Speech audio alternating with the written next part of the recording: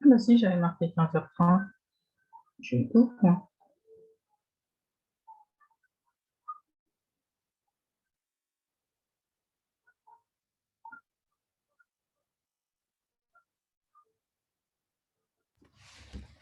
Ah, il y a du son. Il y a eu du son. Hier, ça a commencé à 10h. Et bon,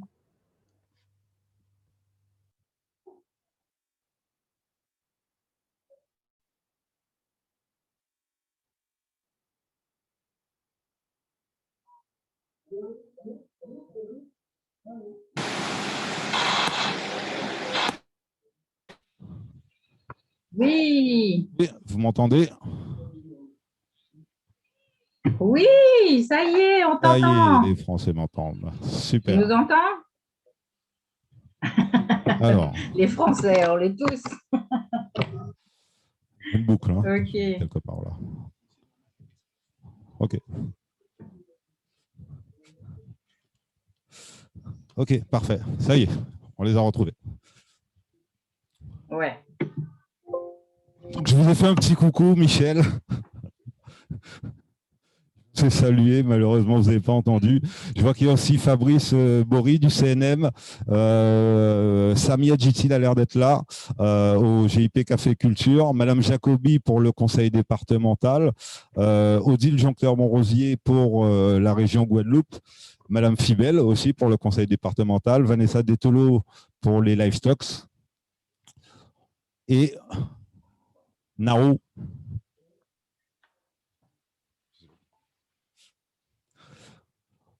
Voilà. On va commencer notre première thématique avec Gérard Poumarou. Gérard, est-ce que tu peux nous... Alors, je te laisse te présenter déjà, dire un peu sur quelle infrastructure tu travailles. Et par la suite, on viendra avec toi sur comment se positionnent les artistes, comment ils positionnent leurs projets, surtout quand ils essayent d'aller sur des territoires hors de la Guadeloupe.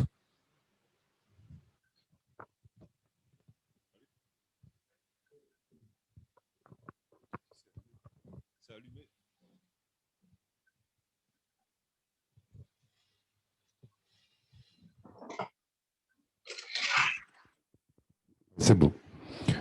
Bonjour, donc voilà, Gérard Pomarou, directeur général de l'archipel, scène nationale de la Guadeloupe. Donc, dans un premier temps, je vais simplement présenter ce qu'est une scène nationale. Donc, vous le savez, hein, c'est une structure donc, qui a vocation à travailler sur le pluridisciplinaire, c'est-à-dire toutes les formes artistiques. Et donc, c'est un réseau de 76 structures. Sur l'Hexagone et dans les Outre-mer avec la Martinique. Donc voilà, effectivement, nous nous efforçons de travailler en réseau et de présenter des artistes que nous estimons en mesure d'être dans la lignée de ce que sont les scènes nationales, c'est-à-dire qui ont vocation surtout à accompagner en premier lieu la création contemporaine, accompagner les artistes professionnels, et évidemment différentes missions qui sont d'animer le territoire, donc la responsabilité du public, responsabilité professionnelle, responsabilité artistique. Voilà, c'est un peu ce qu'on appelle le cahier des charges, mais c'est plutôt ce sont des missions. Moi, je préfère employer le terme de mission. Donc voilà, et donc il arrive effectivement que nous arrivions à faire voyager certains artistes, mais comme tu le disais tout à l'heure, c'est toujours ces problématiques du déplacement. Et c'est valable pour que ce soit pour les scènes nationales. Alors, les termes dans notre profession, c'est VHR, voyage, hôtel, repas. Voilà, exactement. Et donc, dans un sens comme de l'autre, tout ça, c'est à notre charge. Et c'est un combat qui est mené pour essayer au moins de nous faire rentrer. À ce moment-là, peut-être qu'il faudrait qu'on rentre dans une catégorie internationale parce que nous devons prendre en charge des artistes d'ici, par exemple, mais il y a des artistes des autres pays voisins, de la Caraïbe, qui sont invités et qui sont pris en charge complètement. Donc ça, c'est une première problématique. Ensuite, si vous voulez, après, Michael, je parlerai de ce que sont les réseaux par rapport aux différentes expériences, tant en tant qu'artiste que directeur de festival ou de tout cela, ou bien tu veux que j'enchaîne tout de suite? Alors, mais c'est ça qui nous intéresse aussi, c'est justement de voir comment, entre guillemets, à travers l'accompagnement de ces VHR et tout, on peut trouver des solutions pour permettre à nos artistes de se développer. Oui, bien sûr. Vous savez que depuis quelques années maintenant, effectivement, il y a des regards un peu particuliers qui sont portés sur nos territoires. Donc, il y a différentes aides qui maintenant vont dans les deux sens, qui se mettent en place. Maintenant, j'étais hier en Zoom pour écouter un peu, j'écoutais un peu ce qui se disait. Maintenant, c'est une question de structuration pour aller chercher les financements et se faire aider. Mais il y a beaucoup, c'est vrai, de dispositifs dans différents secteurs, la musique, le CNM, j'ai entendu hier, tout cela. Et maintenant, c'est vrai que pour pouvoir prétendre à tout cela, il faut vraiment une sacrée machine, une sacrée organisation. Et toutefois, je pense que ce n'est pas vraiment la solution. La solution, c'est de vraiment considérer, dans le cadre de la continuité territoriale, nos artistes comme si, je ne sais pas, Marseille collaborait avec Toulouse, saute dans un train et compagnie. Nous, effectivement, excusez-moi, c'est un peu plus compliqué. Mais il faudra bien qu'on y arrive parce que les aides ne peuvent pas se multiplier indéfiniment et les artistes, tout le monde a envie quand même de faire des choses. Alors je vais passer à Claude Cavet. Il me semble qu'il y a un lien intéressant entre le CEDAC et la scène nationale, un lien un peu naturel aussi. Complètement, oui, puisque alors le CEDAC, comme j'ai dit, c'est le réseau des salles de Guadeloupe. L'archipel est évidemment un membre, je dirais même éminent, parce qu'on a besoin de l'archipel en tant que force de création, puisque c'est la structure, la principale structure de création artistique en Guadeloupe. Donc, il est clair que pour le CEDAC, c'est bien d'avoir dans son sein une structure qui fait de la création. Ça nous permet de diffuser ces créations à travers le territoire. En gros, c'est ça l'articulation essentielle avec l'archipel. Sinon, ce que je voudrais dire, c'est que le CEDAC, justement, est un réseau et que l'idée du CEDAC, c'est de mutualiser. Et je pense qu'il y a deux choses importantes à faire dans ce territoire. Enfin, c'est un, mutualiser, et deux, structurer, ou dans le sens inverse. C'est deux besoins dont nous avons besoin, qui sont éminemment utiles pour les artistes. C'est-à-dire, le CEDAC mutualise les moyens. C'est-à-dire que quand on fait des tournées, on met en commun un certain nombre de charges qui sont, quand il s'agit de faire venir des artistes de l'extérieur, on paye les billets d'avion, parfois avec l'aide de l'archipel d'ailleurs. Et on fait aussi les transports intérieurs, on fait les frais d'hôtel, enfin tout ce que tu dis, les VHR. On prend ça en charge directement, c'est le CEDAC qui prend. Donc ça veut dire que la salle qui reçoit l'artiste a juste à prendre en charge le cachet, et encore une partie du cachet, parce qu'on intervient aussi sur le cachet. Donc l'idée du CEDAC, c'est justement de permettre la diffusion au sens large du terme. Oh, tu as dit la salle, je vais même dire les salles, parce que les salles. Non, je parle de la salle en général. Oui. Chaque salle, on va dire. Salle. Voilà, chaque salle, si tu veux. C'est vrai, c'est une vraie mutualisation des moyens, voilà. Déjà par rapport au fait de recevoir les artistes sur le territoire, mais après effectivement. Voilà, on prend en charge tout ça, on redistribue avec un vrai travail de mise en réseau du territoire. Voilà, et en fait, avec un travail de mise en réseau, puisqu'en fait, l'idée, c'est que les spectacles tournent une dizaine de fois au lieu de tourner une fois ou deux. Et ça, c'est en fait, le CEDAC est né de ça. C'est l'expérience du fait que l'archipel faisait une ou deux créations. Après, il n'y avait plus rien. Le Centre des Arts, où j'étais à l'époque, faisait la même chose. Sony aussi, parfois, faisait un ou deux. Puis après, il n'y a plus rien. Donc, on s'est dit, c'est pas possible. Une création ne peut pas vivre, un spectacle ne peut pas vivre en deux fois. Et donc, c'est pour ça qu'est né le CEDAC, en fait. C'était pour faire en sorte que les artistes tournent. Maintenant, il y a une autre dimension qui est importante, c'est que où on est bloqué quelque part, c'est que les artistes, une fois qu'on a produit des spectacles en Guadeloupe, on aimerait bien que ces spectacles soient produits à l'extérieur. Et il est clair que se pose à nos yeux crucialement l'idée de ce qu'on appellerait un bureau export. C'est-à-dire qu'on voudrait, en tout cas ça fait partie de nos prospections à venir, faire en sorte que nous puissions également intervenir sur la diffusion des artistes à l'étranger, à savoir, y compris en métropole, hein, c'est à savoir qu'il est important pour nous de faire en sorte qu'un spectacle, une fois sorti de la Guadeloupe, une fois qu'il a fait son travail en Guadeloupe, il puisse être reconnu aussi à l'extérieur. Et ça, c'est une vraie carence au niveau Guadeloupe, puisqu'en fait, les artistes ne sont absolument pas accompagnés à aucun niveau. Ils ne sont pas accompagnés il y a beaucoup de rencontres professionnelles, justement, dans France et dans le monde, dans lesquelles la Guadeloupe n'est absolument pas représentée, à la différence de la Réunion, qui est très présente partout.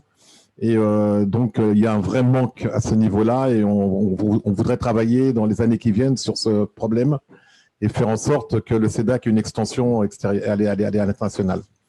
Voilà, en gros. Je vois que Fabrice Bory est avec nous. Il va nous en parler tout à l'heure, parce que comme il a présenté hier, le CNM et le bureau export de la musique ont fusionné.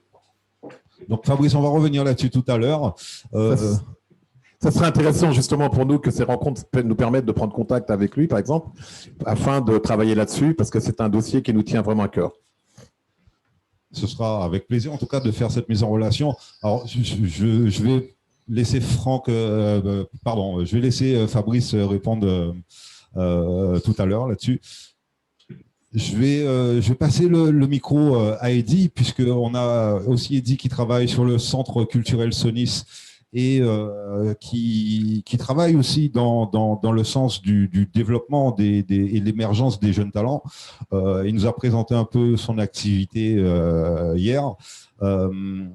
Eddy, tu travailles aussi un peu comme l'archipel. Je pense que vous êtes... Enfin, je pense pas. Je sais, vous êtes réunis dans le collectif du CEDAC.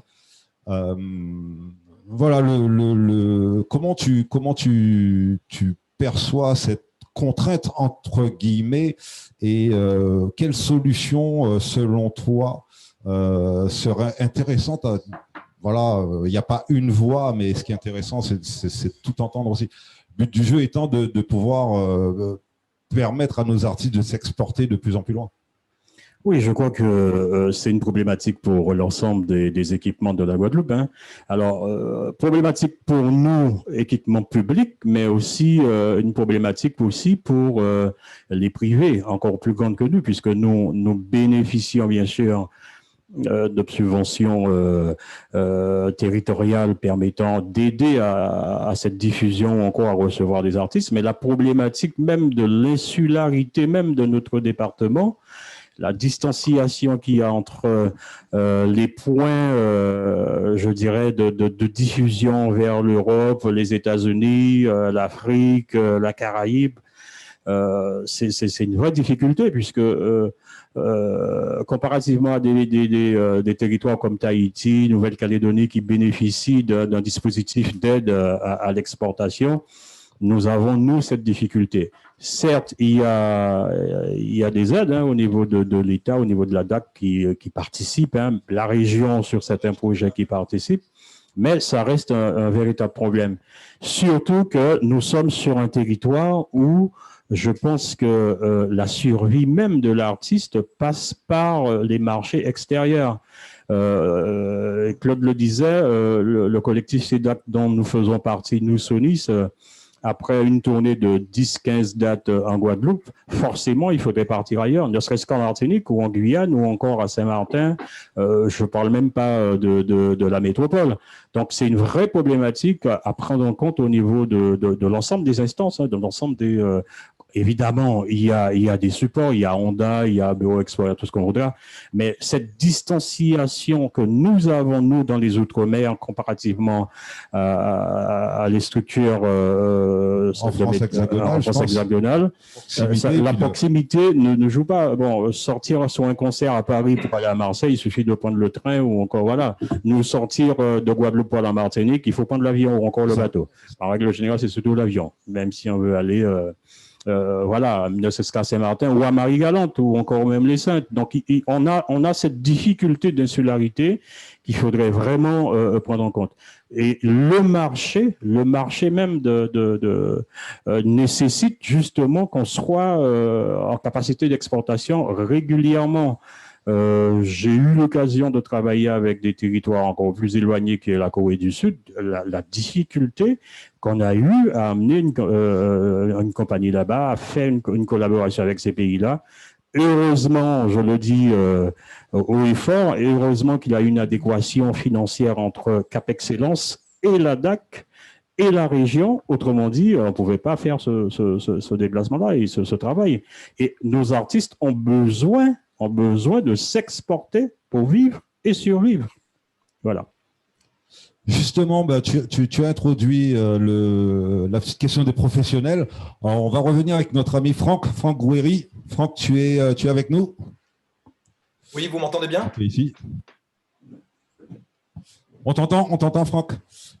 Alors, on va refaire une petite aparté sur ce que tu as présenté hier, et puis c'est aussi dans le thème de notre réunion d'aujourd'hui, puisque hier, on était sur l'environnement de l'artiste et avec Holord Production, tu es tourneur professionnel. Oui. Notre thématique du jour concerne les réseaux et la prospection, donc la capacité, entre guillemets, pour nos artistes à atteindre de nouveaux publics. Tu peux nous présenter, grosso modo, quelle technique tu utilises pour pouvoir contribuer à l'émergence de nouveaux talents? Voilà. Alors, peut-être je vais faire un tout petit rappel historique par rapport à Holord Production. C'est-à-dire que nous, on ne s'est pas monté comme une boîte de prod. On a l'habitude de dire ça et de présenter ça comme ça, une boîte de production, ça fait du chiffre d'affaires, ça fait du résultat en entrée, etc. Et nous, on n'avait jamais mis dans nos statuts qui sont restés associatifs et d'une réflexion collective qu'on avait à la création de Holord Production et le fait que ça continue après 20 ans comme ça, on n'avait rien mis d'autre que développer par tous les moyens possibles des artistes émergents et surtout avec comme postulat de départ de partir sur des artistes qui a priori, c'est pas gagné pour eux. Voilà. Je sais, c'est le cas avec la Guadeloupe et la Martinique, et c'est le cas avec pas mal de territoires, parce que on a eu, vous vous en souvenez peut-être, certains d'entre vous, on a vu arriver les musiques jamaïcaines, mais avant ça, personne ne voulait vraiment en entendre parler, et c'était des thématiques qui étaient très difficiles à déplacer et à représenter à l'extérieur de cette île de la Jamaïque. Puis ça s'est développé et on a connu des gros succès. Et c'est en partant de ça, justement, on n'avait pas la volonté d'avoir de la réussite, des entrées et de la monnaie sonnante et trébuchante quand on a commencé des développements d'artistes, comme on l'avait fait avec des groupes français que certains ont pu connaître au tout début, Mix Up, Mr. Gang, des artistes comme ça qui ont après fait des tournées plus ou moins internationales, qui en tout cas sur le secteur francophones ont eu un succès et des retours financiers, je dirais, qui étaient vraiment super intéressants. Donc, tout simplement… Franck, si tu me permets de faire une petite parenthèse, tu as parlé de Mr. Gang et il faut que je le dise parce qu'il y a eu dans ce groupe un Guadeloupéen, il y en a eu deux même. Pardon ? Il y a eu dans ce groupe alors j'allais dire un Guadeloupéen, mais même deux. Michael, je te coupe à mon tour parce que ça coupe, je t'entends très très mal. Oui, tu m'entends? Ouais, je t'entends, mais tu es un peu loin de la source. Si on pouvait remonter peut-être juste un peu la source. Moi, je suis au taquet sur mon téléphone. Ok. Oui, je disais juste il y avait dans Mr. Gang deux Guadeloupéens, T-Mike, bien sûr, mais aussi, et ça, on le sait un peu moins puisqu'il était derrière les consoles et tout, c'est notre ami Laurent Gauthiero. Voilà, j'en parle parce que Lolo, c'est un très grand professionnel de ce secteur d'activité et je voulais vraiment lui faire un petit chapeau pendant que tu parles de Mr. Gang. Excuse-moi, je t'ai coupé. Puisque tu fais un petit chapeau, moi, je voudrais rendre hommage à quelqu'un qui vient de disparaître parce que juste après Laurent, il y a eu Hervé qui était parti habiter en Nouvelle-Calédonie et qui vient de laisser deux enfants en jeune âge et qui est décédé d'une longue maladie. Voilà, bon, la partie est faite. Oui, donc, de ce que je vous disais tout simplement, c'est que un coup de bol, quelque part, ça a marché. Des artistes ont ramené ce succès et un peu cet argent avec eux. Et comme on avait sur ce statut pas de but lucratif réel et ni de volonté de devenir une grosse entreprise, on a réinvesti cet argent-là sur de l'accompagnement à des artistes. Alors ça allait, on en a parlé hier et vous allez certainement le réaborder. Au fur et à mesure de l'histoire, des processus, l'AFDAS, etc., plein d'organismes, Fabrice Bory en fait partie, sont venus amener des accompagnements à l'artiste, mais ça n'existait d'abord pas beaucoup ou très peu au départ, et on a tracé comme ça un peu notre chemin, et on est resté indépendant. On avait aussi cette fierté-là de ne pas être subventionné. C'était une grande volonté, et l'argent qui rentrait devait être utilisé, mais pour tout le collectif, pour tous les artistes, ce qui veut dire que ces artistes-là, quand ils avaient l'occasion de devenir Ça a des têtes décroché un peu d'affiche, sur la fin. ils accueillaient en première partie des artistes en développement qu'on voulait Ça a coupé un peu développer, sur la qu'on fin, Franck, on n'a accompagnait. pas entendu. Alors ça allait, c'était tout, hein. C'était de l'aide à l'écriture par moment, mais sans rentrer trop dans le projet pour leur laisser une grande liberté. Donc c'était un processus d'aide à la création. C'était tout. Ça a coupé là? Ça a coupé, Non, Franck. là. Ça a coupé, on te rappelle tout de suite.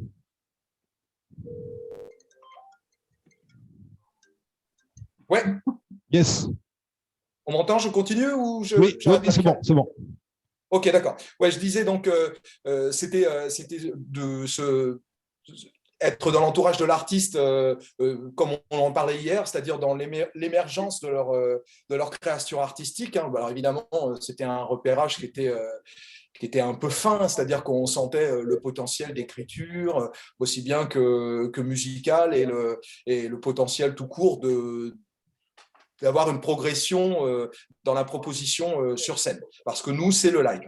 Partant de ça, ces artistes-là accompagnaient des tournées, et comme je le disais hier, je ne sais pas si on a tout entendu parce que c'était un peu délicat techniquement, mais il y a des artistes comme ça qui se sont révélés sur scène en première partie, un soir, deux, ils ont eu comme ça des déclics qui les faisaient passer du statut de challenger qui était là pour ouvrir la soirée et pour faire le job dans les premières heures des concerts, à quelque chose qui vraiment s'exprime sur scène et qui allait devenir costaud. Alors, je peux en citer certains. Brain Damage, c'est né comme ça. C'est un groupe, c'est un artiste maintenant de dub qui est reconnu quasiment mondialement parce qu'il s'exporte en Amérique latine, aussi bien qu'au Japon et partout sur non seulement le territoire francophone, mais en Europe, des très belles tournées qui passent par tous les pays d'Europe. Lui, il arrive à jouer dans des endroits où on ne joue pas, en Roumanie. Enfin, quand je dis on ne joue pas, on y joue, mais c'est délicat et les budgets, ils sont délicats. Voilà. Serbie, tous ces territoires-là. Donc, ces artistes comme Brain Damage, comme Caddy Life Dub, comme d'autres artistes étaient sur cette thématique, mais pas que. On a aussi eu des artistes d'une couleur un peu plus rock ou musique du monde qui ont été comme ça, portés dans leur début, accompagnés. C'est pour vous dire, par exemple, on citait Mr. Gang. Mr. Gang, ils n'étaient pas en tournée cette semaine-là et cet artiste-là avait des dates, et ben, ils pouvaient emprunter l'ampli basse, ils pouvaient emprunter les amplis guitare. Bon, les instruments, c'est quelque chose d'un peu plus personnel, mais voilà, on était dans ce type de collaboration qui permet à un artiste comme ça, à un moment, de se dire, OK, là, on peut y aller, on est un peu à découvert, mais au moins, on a les bases solides pour pouvoir le faire. Après, certains se sont fait un nom, d'autres se sont arrêtés là, ont essayé, et ça ne les a pas ou convaincus eux, ou convaincus un public, ou les professionnels, parce que la difficulté, hein, c'est toujours la même chose. Je vous apprends rien non plus là-dessus. C'est-à-dire que les programmateurs de spectacles, à un moment donné, ils ont beau bien t'aimer, te trouver vachement sympa, t'es bien mignon, Franck, au Lord, vous êtes sympa, les gars, mais vous nous envoyez des artistes, si on les met ne serait-ce que dans un café, c'est qu'on fait 10 entrées, ça fait une soirée un peu chère quand même pour porter des projets certes intéressants, mais donc voilà, c'est toujours un petit peu ce côté-là. Est-ce que j'ai répondu un peu à ta question, Mickaël? Oui, c'est parfait. Oui, tout à fait, Franck. Tu continues ou tu veux continuer un peu? Tu étais en train de continuer, je reprends la main. Du coup, j'allais interroger Michel, Michel Beltane, qui est l'ancienne manager, label manager chez Believe. Voilà, dans tout notre panel d'accompagnement et d'environnement autour de l'artiste, on a aussi la distribution digitale des œuvres c'est un moyen aussi pour atteindre les publics et pouvoir diffuser ces œuvres de plus en plus loin et plus proches des territoires. Michel, on t'appelle tout de suite. Oui, moi je suis là, hein, je suis connectée, je vous entends.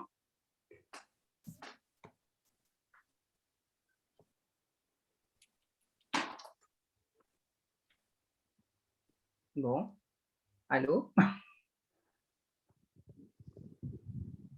Ça va être au téléphone, je crois, Michel. Hein.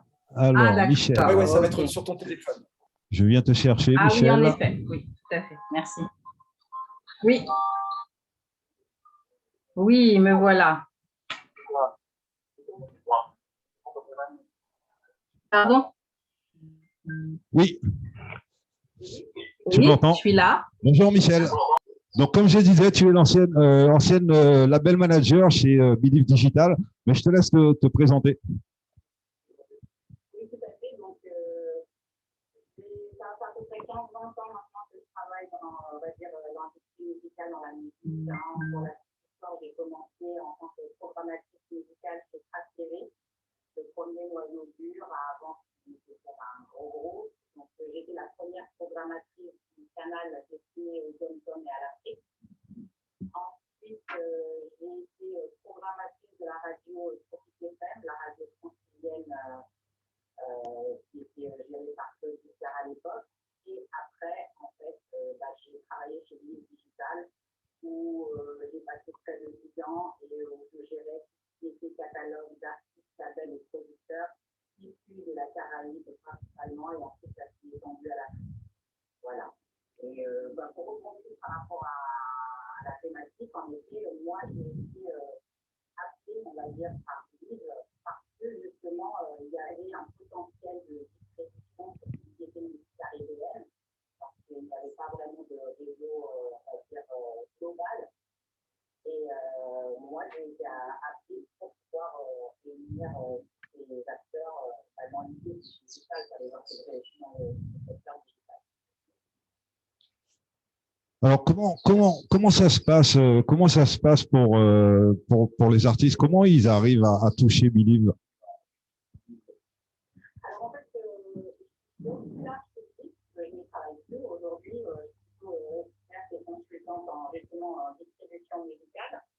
Et aujourd'hui, c'est vrai qu'en termes de distribution digitale de musique, il y a différents moyens d'y accéder par le web, bien évidemment. Et sur le web, on peut utiliser ce qu'on appelle des agrégateurs de contenu ou aussi des distributeurs. Et les agrégateurs, en fait, sont plus un format pour les petits labels, les petits artistes, et les distributeurs, c'est plus pour les gros labels ou les producteurs ou éditeurs qui ont du catalogue. Donc, pour les approcher, en général, pour créer des agrégateurs, il faut s'inscrire en ligne. Il n'y a pas d'engagement par un contrat à signer.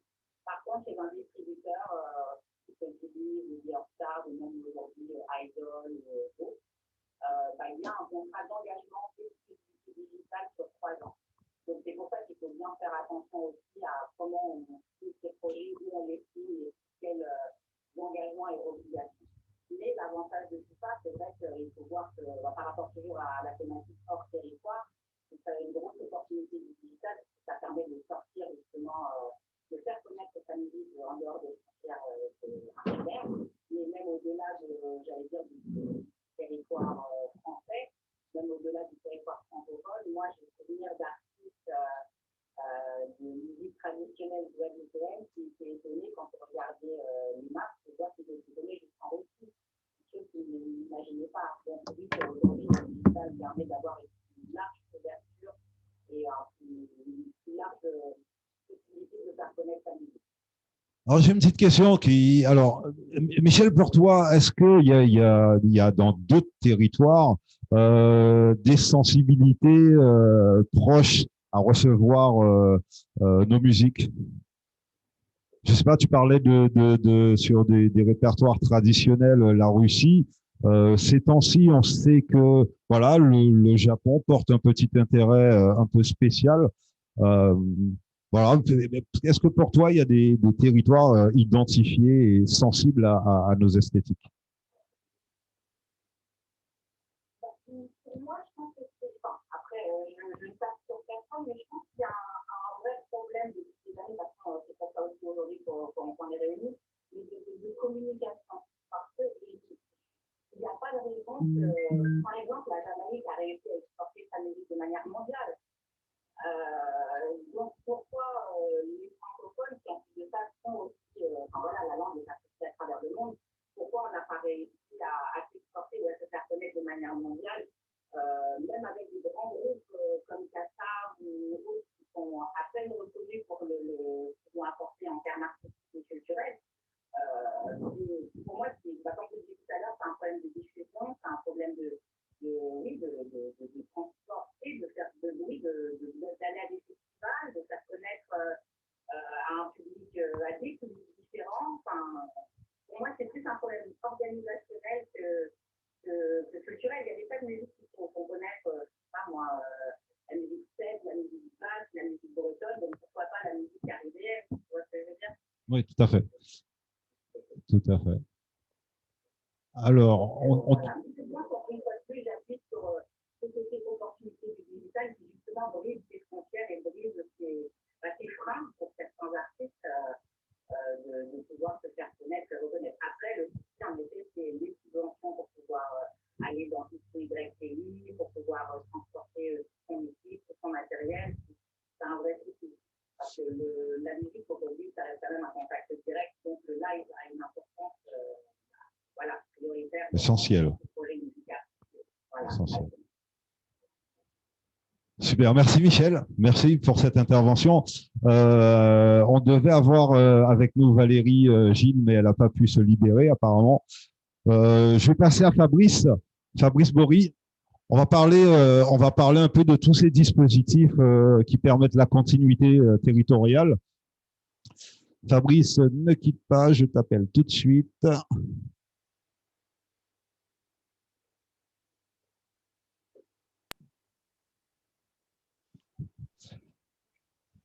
Fabrice, est-ce que tu pourras nous parler déjà du Bureau Export? Est-ce que tu peux nous toucher un petit mot là-dessus? Vous m'entendez? Oui. Ok. Donc, je commence. Super. Je t'en prie. Ok. Donc, en fait, ce que je voulais dire, pour réagir un petit peu à tout ce qui a été dit hier et un petit peu aussi ce qui a été dit aujourd'hui, c'est que le CNM, qui est la structure dans laquelle je travaille, réunit différentes entités. Et tout à l'heure, quelqu'un parlait du bureau export. Ce qu'il faut savoir, c'est que quand on a commencé à travailler ensemble, Michael, tu m'as sollicité pour faire un peu le lien avec les organismes en métropole. En fait, sur la question guadeloupéenne, il y avait assez peu de connaissances en fait. Moi, je travaillais à l'IRMA, Centre d'information de ressources pour les musiques actuelles. Quand j'ai demandé à mes collègues qui travaillent sur la base de données d'écrire un petit peu quel était l'état des lieux, quelle était la situation, on avait en fait peu de données disponibles parce qu'on n'avait plus d'interlocuteurs directs depuis quelques années. Précédemment, on avait un correspondant, là, on n'en avait plus. Sur le bureau export, c'est pareil. Vous posiez tout à l'heure la question comment on va chercher de l'aide au niveau du bureau export. Le bureau export, leurs aides, elles étaient calées par rapport à des dispositifs spécifiques. Aujourd'hui, tout le monde est réuni au sein du CNM, du Centre national de la musique, et avec la question territoriale qui est vraiment très intégrée. En fait, on a effectivement des dispositifs de financement, il y en a beaucoup. Après, je vous l'accorde, il y a une technicité pour pouvoir y répondre. Il y a les questions de structuration, ça a été évoqué tout à l'heure et hier. Et il y a des questions de timing aussi.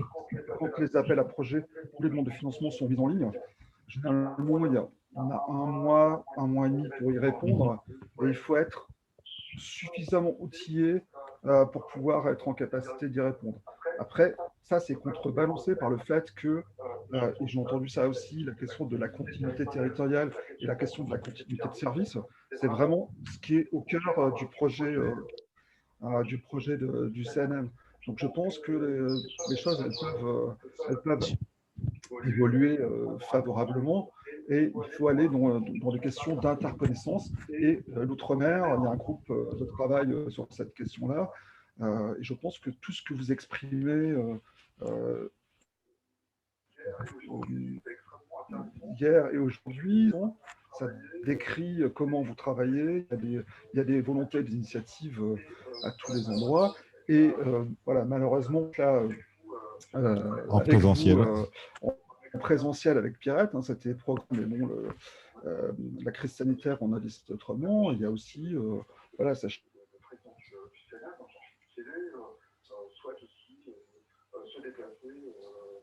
Soit aussi sur l'ensemble des territoires outre-marins, voilà, que c'est des choses qui sont prévues pour vraiment être dans cette logique de continuité territoriale, et que tout le monde puisse être soutenu avec des bons outils.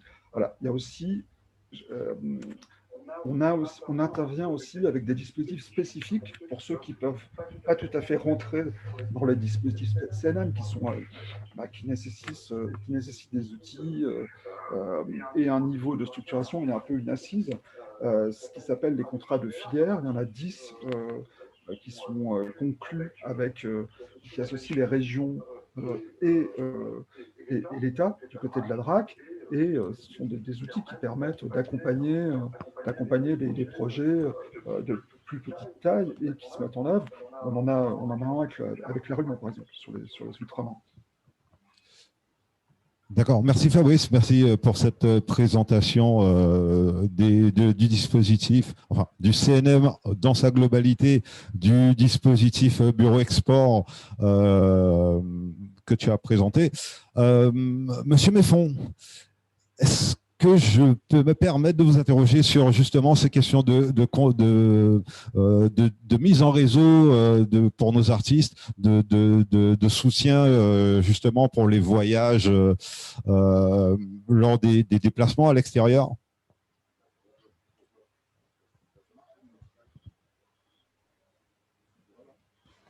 Ça va? Très bien, vous me prenez un peu à froid. Bonjour tout le monde, donc excusez-moi un peu du retard puisque j'étais sollicité dans une autre réunion. Je crois qu'hier, on avait, parmi les dispositifs, il y a un ensemble de dispositifs au niveau de la collectivité régionale sur le déplacement des artistes qui sont prévus. Donc, je prends un peu la conversation un peu sur la fin. Donc, ce que je crois que je vais peut-être force de me répéter par rapport à cela. Il y a un ensemble de dispositifs qui visent justement à déplacer, enfin au niveau des déplacements des artistes. Mais ce que j'ai pu comprendre ou entendre, je ne sais pas si je vais répondre correctement puisque je suis un peu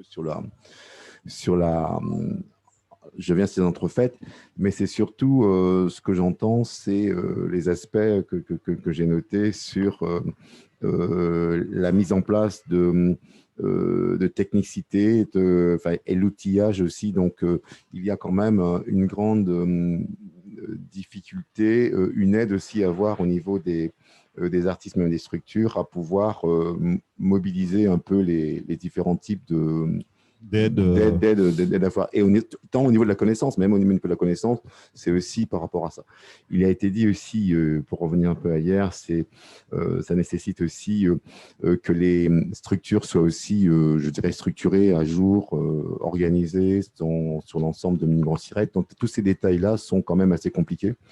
Ce que je retiens surtout de ce que je viens d'entendre, c'est les aspects de peu de data, enfin, il y a énormément peu de données concernant ce secteur, d'où la nécessité aussi, qui est aussi notre souhait, c'est d'essayer de faire des observatoires et avoir vraiment des données sur le territoire qui n'existent pas. Et ça, c'est vraiment partie des projets qui aident un peu à tout ce qui vient de te dire, c'est-à-dire au niveau de la connaissance, de la diffusion. On ne peut diffuser, connaître, faire connaître rien que par rapport à des données bien précises avec justement ce que implique le digital. C'est quand même ce genre de data qu'on n'a pas et qui sont très importantes pour bien savoir ce de quoi on parle. Ça passe aussi par, je crois qu'on peut répéter, sur l'état des lieux vraiment des différents types de publics, du champ effectivement qui existe, c'est-à-dire qu'on est positionné à différents types de niveaux, les artistes, organisent le spectacle. C'est un peu face à des difficultés effectivement que nous devons faire face, c'est-à-dire répondre à un ensemble de différentes acteurs, mais qui sont positionnés de manière pas forcément au même niveau, au niveau dispositif. Alors c'est vrai que quand on entend les dispositifs nationaux, même par rapport à la BRAC, c'est aussi, et je répète encore pour ce que je vous dis la dernière fois, c'est que ce sont aussi des compétences partagées sur lesquelles aussi on doit avoir un lien qui se fait entre la BRAC, le service départemental. Il y a un peu tout ce réseau aussi à mettre au niveau, je dirais, du territoire, mais surtout au niveau des politiques publiques à ce niveau-là. Voilà, je ne sais pas si j'ai répondu, vous m'avez pris un peu à… Je ne suis pas tellement chaud, donc voilà. Mais bon, c'est ça. Merci, c'était très bien, monsieur Beffet. Madame Brugère de la DAC Guadeloupe. Ça fonctionne? On m'entend? Oui. Super. Bonjour, ravi de nouveau d'être là pour cette deuxième journée qui commence vraiment très bien, j'ai envie de dire. Je suis encore une fois ravie d'entendre tout ce qui se dit là en présentiel ou en distanciel. Voilà, c'est vraiment, tout ça est vraiment très, très riche et très passionnant. Donc, on a un très, très beau chantier devant nous et c'est vraiment réjouissant, je trouve, là, en ce moment même, au moment où la crise sanitaire a révélé tellement de problématiques, c'est vraiment très, très encourageant d'échanger comme ça et d'entrevoir des perspectives. Donc ça, c'est vraiment formidable. Quelques réactions peut-être à ce qui s'est dit avant de vous parler un peu précisément de quelques dispositifs. Eddy Compère disait tout à l'heure que la musique guadeloupéenne a besoin de s'exporter pour se vendre. J'irai au-delà et je sais qu'il ne me contredira pas. Elle a aussi besoin de s'exporter pour encourager la dynamique de création, en fait. Donc, c'est un écosystème comme ça qui a besoin de pouvoir… Il existe, mais on voit qu'il y a des choses qui sont un peu satellitaires. Il existe, mais il a besoin de monter en puissance, il a besoin de se coordonner, il a besoin d'entrer dans un cadre davantage partenarial. Mais ce qui est important à rappeler, je pense, on a évoqué la question de est-ce qu'il y a des pays où peut-être il y a davantage une veine, etc. Ce qui est certain, me semble-t-il, c'est qu'il y a un potentiel qui est juste extraordinaire, en fait. Donc, c'est vrai que c'est d'autant plus un enjeu important que d'y travailler, parce que moi, en tout cas, de mon point de vue, ce qui me semble, c'est que autant du côté des musiques urbaines, là, on n'est plus sur les musiques actuelles à travailler ensemble, mais du côté des musiques urbaines, il y a un potentiel vraiment qui me semble extraordinaire. Et moi, j'ai envie de croire que c'est maintenant un très, très bon moment pour effectivement travailler à le diffuser le plus largement possible. Donc, j'enfonce peut-être une porte ouverte, excusez-moi, mais je ne sais pas, j'ai envie de le dire. On parle de l'export, ça a été dit aussi, moi j'ai aussi beaucoup aimé l'intervention de Madame Beltane. C'est ça. La question de la prospection, de la communication, elle est particulièrement importante. Au moment d'autant plus où on est sur le développement des nouveaux modes de diffusion, et effectivement, la question du digital, elle se pose là maintenant très fort. Et la crise sanitaire, la mise au devant de la scène, elle était déjà, on sentait qu'elle était très forte avant ce moment-là, avec le développement d'Internet, etc. Là, on a pris une deuxième vague, j'ai envie de dire, entre guillemets, là-dessus, du fait de la crise. Et il y a vraiment quelque chose à travailler là-dessus. Ça a été dit un peu tout à l'heure. C'est aussi une réponse que la Guadeloupe a à travailler parce que c'est à l'endroit de la problématique de l'éloignement géographique, clairement, là, il y a quelque chose à travailler. Donc là, pour aller plus à l'endroit des dispositifs en lien avec ces questions-là, dire déjà que la DAC accompagne dans un premier temps, je disais hier, il y avait un niveau d'accompagnement pour les équipes artistiques en direct avec certains dispositifs. La DAC, elle accompagne après les structures de création qui soutiennent la création, les structures de diffusion, la scène nationale, on en a cité plusieurs. Le CEDAC, pour compléter un peu, je précise que le CEDAC a ouvert son réseau aussi à la Martinique, a commencé à ouvrir son réseau à la Martinique. Ça, c'est déjà aussi des premières démarches pour être sur une logique, pas d'export, mais en tout cas de diffusion extra-régionale. Voilà. Exactement. Donc, ça, c'est quelque chose qui peut aussi monter en puissance. Donc, nous, on accompagne déjà, on est en toile de fond en accompagnant ces structures-là, dont c'est si elles le définissent dans leur mission, pour qu'elles accompagnent les équipes artistiques. Après, plus spécifiquement, je vais mentionner un fonds d'aide. Là, pour le coup, on est vraiment sur un dispositif précis qui s'appelle le Fonds pour les échanges artistiques et culturels, le FEAC, qui est un fonds qui est cofinancé par le ministère de la Culture et le ministère des Outre-mer et qui est spécifiquement un dispositif d'aide à la mobilité pour les artistes d'Outre-mer, pour des échanges. Donc, soit pour aider des équipes qui ne sont pas du territoire, soit hexagonales, européennes, à venir travailler avec des artistes du territoire, soit dans l'autre sens. Ça marche pour les déplacements inter-DOM vers l'hexagone, vers l'Europe, vers l'international. Donc, il y a 2 commissions par an. Et d'ailleurs, j'attire l'attention spécifiquement là-dessus, puisqu'en termes de calendrier, on est au moment de la 2e commission, puisque les dossiers pour la 2e commission sont attendus pour le 30 avril, dernier délai. Encore une fois, il faut remplir un certain nombre de prérequis en termes de structuration administrative. Voilà. Après, c'est un fonds dont les dossiers sont examinés par une commission. Donc, on n'est pas sur un fonds où, dès lors que vous remplissez les critères, vous avez un certain pourcentage d'aide attribuée. Non, il y a une commission qui se penche sur les dossiers et qui les priorise, entre guillemets, en fonction de leur enjeu.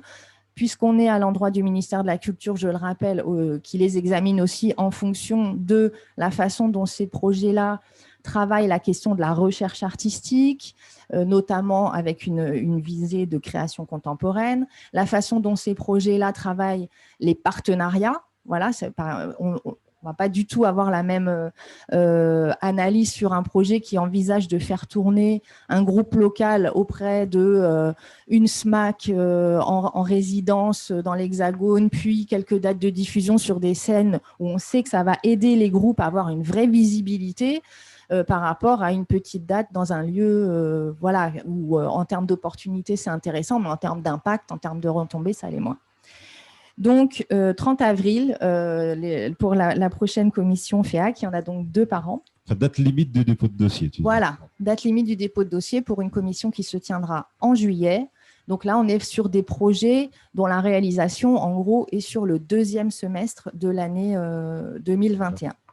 En prévisionnel, parce qu'on sait très bien qu'avec le contexte de la crise, voilà, on a eu un petit ralentissement dans les demandes d'ailleurs cette année parce que les équipes nous disent « mais oui, mais on n'est pas sûr de pouvoir le faire, etc. » Oui, déposer, et puis voilà, on est sur du prévisionnel toujours. Donc voilà.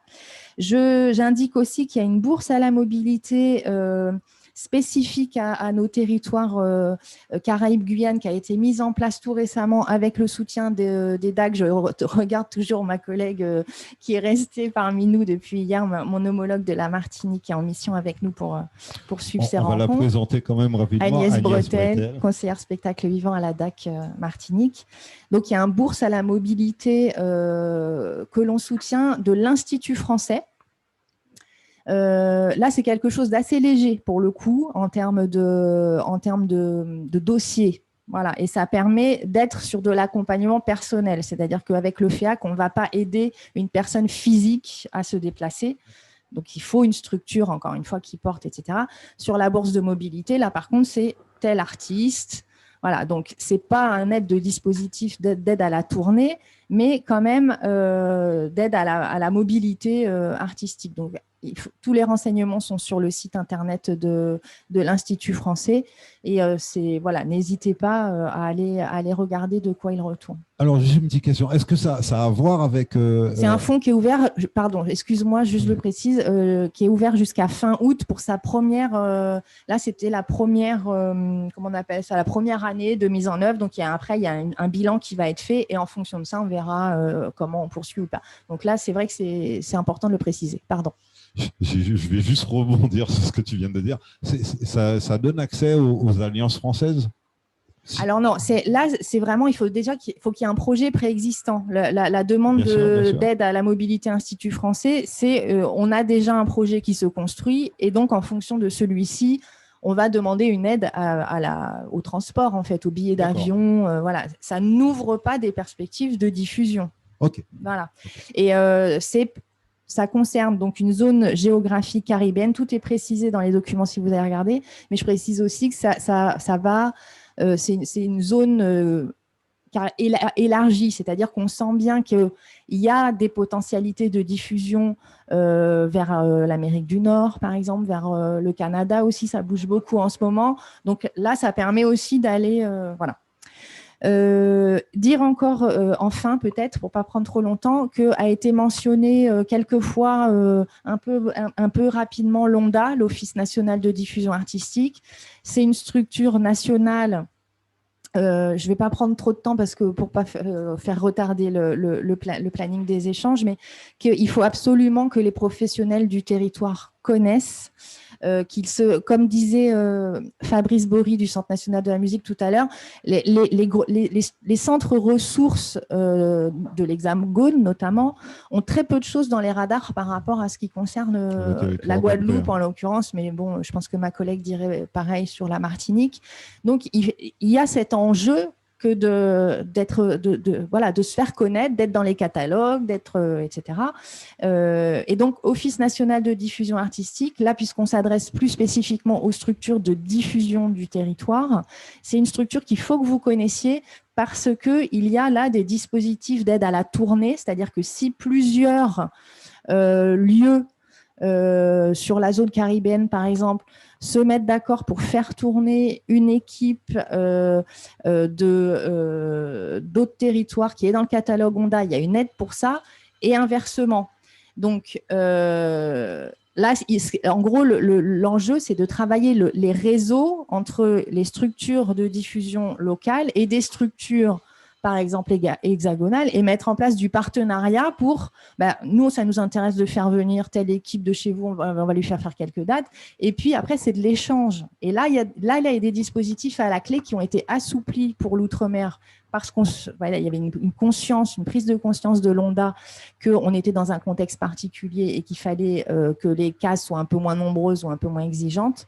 Et voilà, il faut connaître, et l'ONDA organise aussi régulièrement des rencontres interrégionales de diffusion artistique. C'est pour les programmateurs. Il s'agit là d'aller se rassembler avec des programmateurs de France et de Navarre pour aller voir la création. Et il y a des RIDA musique. Et c'est à ce moment-là, en général, que les échanges se font et qu'on parle des petits poulains qu'on a dans son écurie au niveau local et que se construisent des choses. Donc, ce serait bien qu'il y ait des professionnels du territoire. Claude Cavuet connaît très bien le système des RIDA. On avait Laurence Makiaba hier avec nous qui connaît très bien aussi. Donc, voilà, c'est toutes ces graines-là qu'il faut planter. Excellent. Merci Céline. On va faire une petite pause tout de suite avant d'aborder notre deuxième thématique. Je vous remercie à tous et puis je vous dis à tout à l'heure.